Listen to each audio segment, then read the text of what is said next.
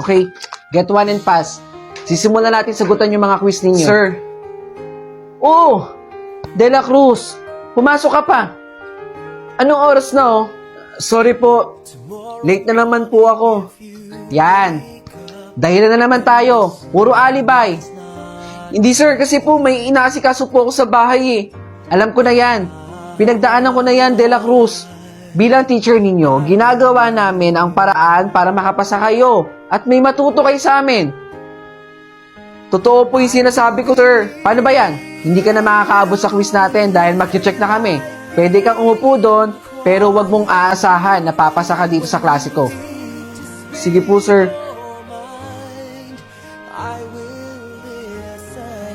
Cortez. Present po! De La Cruz. Sir, absent po ulit. Absent ulit. Pangilang araw niya ng absent, ha? Saglit. Hello? Hello, anak? Pa? Nabalitaan mo na ba yung nangyari sa teacher mo? Ha? Sumakabilang buhay na daw yung teacher mo. Ano daw po nangyari? Puntahan mo na lang dun sa burol para malaman mo. Oh, sige po, sige po. Pupuntahan ko po. Grabe no, napakaagang po niya ni Ma'am Marieta. Kaya nga napakabait pa naman yan. Sige po, upo muna po kayo dyan, ha? Kayo, sir. Kape po? Sige po, pagtitimplahan ko po kayo. De La Cruz? Sir? Anong ginagawa mo dito? Anak po ako ni Ma'am Marieta. Ha? Opo, sir. Sorry po, sir, kasi ito po yung inaasikaso ko. Kung bakit po lagi akong absent ng 2 araw na po. Oo, isa na lang oh. Mapupuno na, aalis na rin. Iyo, ikaw ba ay nag-aaral o hindi? Ay, magandang umaga po, Ma'am Marieta. Alam ko na. Gusto mo ba talaga mag-aral? Opo naman. Gustong-gusto ko pong mag-aral.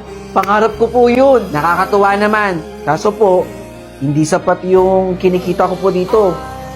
Ay nako, huwag ka na mag-alala. Tutulungan kitang mag-aral.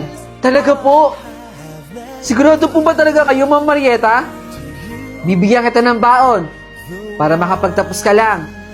Maraming salamat po.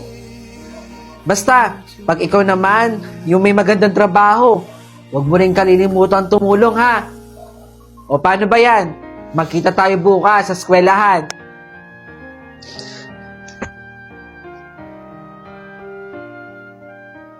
Gulay kayo dyan. Murang-mura na po, gulay. Pagbilan nga po ng 1/4 na kamatis. Teka, namumukhaan kita. Ikaw ba yan? Hoy, ako nga to. Kamusta ka na? Ito, nakapagtapos na ng pag-aaral. May magandang trabaho na din. Ikaw ba? Kamusta ka na? Ito, nagtitinda at nagsusupply ako ng gulay dito. Buti pa ikaw, no? Nakatapos ka na. Alam mo, dapat kasi nag-aral ka para hindi naging ganyan yung buhay mo. Eh di sana, kumikita ka ng 30,000 monthly. Magkano ba kinikita mo dyan? Ito, kumikita ako ng 120,000 weekly. Meron pa akong isang truck na bumabiyahe sa ibang lugar. Bukod pa yung kita ko doon. Magkasakit man ako, kumikita pa din ako. Nag-aaral din pala ako para makatapos na tulad mo. Kuya, andyan na po yung truck. O sige, papunta na ako dyan. Boy, ikaw muna bahala dito kay sir ha. Kaklase ko yan. Uy, dito muna ako ha. Salamat.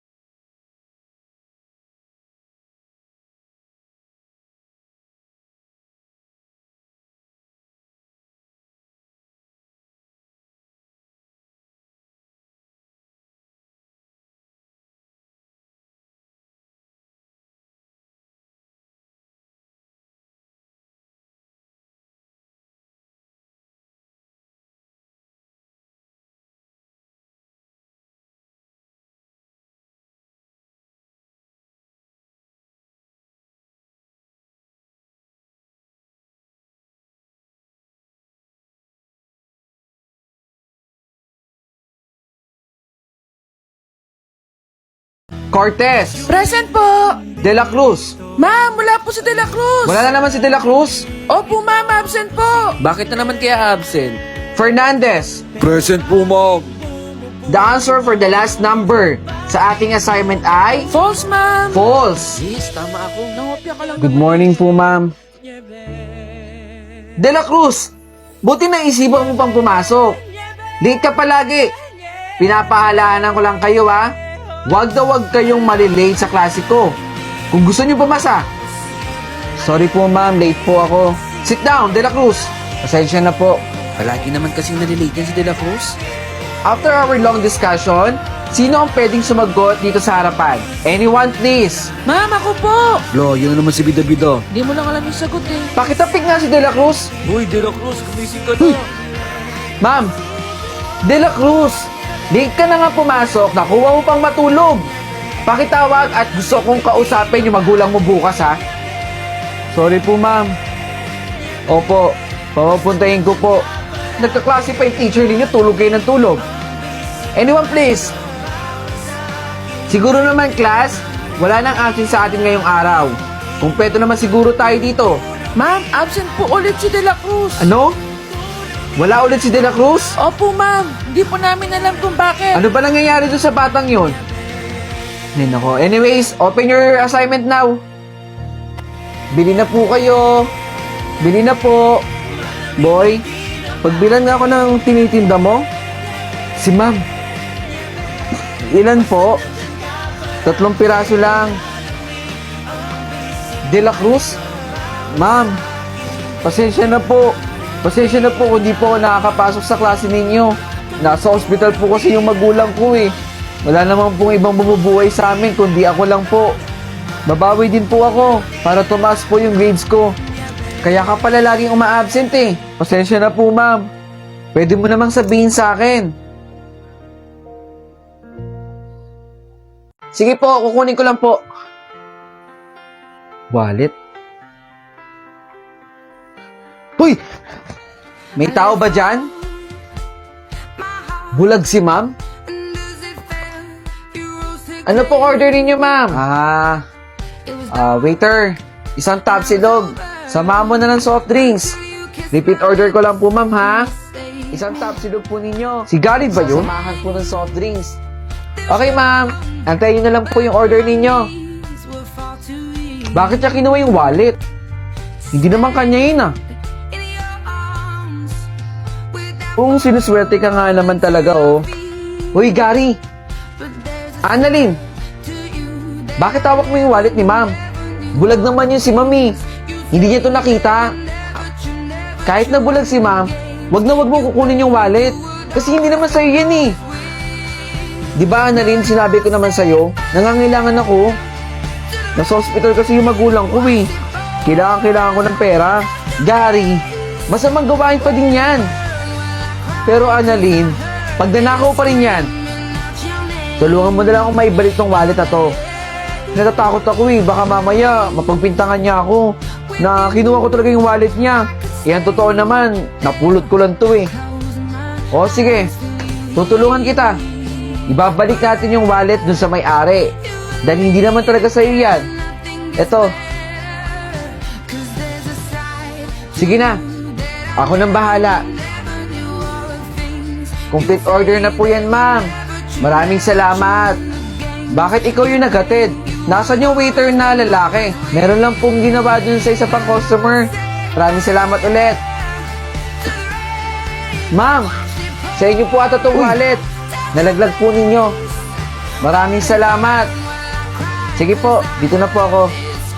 Teka, nasaan yung mga pera ko dito? At yung ibang cards ko? Magdanakaw ka, no? Saglit, tatawag ako ng pulis. Ma'am, huwag po kayong tumawag ng pulis. Teka. Bakit po ako? Eh si Annalyn naman po yung may hawak nun na. Gary, huwag ka na magsinungaling. Hindi ko kinuha yung pera. Ito po yung bag ko. Ma'am, positive po. Na kay Annalyn po. O, di ba? Sinabi ko naman sa inyo eh, na kay Annalyn. Paano po nangyari? Nandiyan po yan. Ops, ibalik mo yung bag kay Annalyn. Gary! Ma'am? Alam kong ikaw ang kumuha. Anong ako? Hindi po ba bulag kayo? Nagpapanggap lang akong bulag. Nakita ko ang lahat kung paano mo kinuha yung pera sa loob ng wallet ko. Ma'am!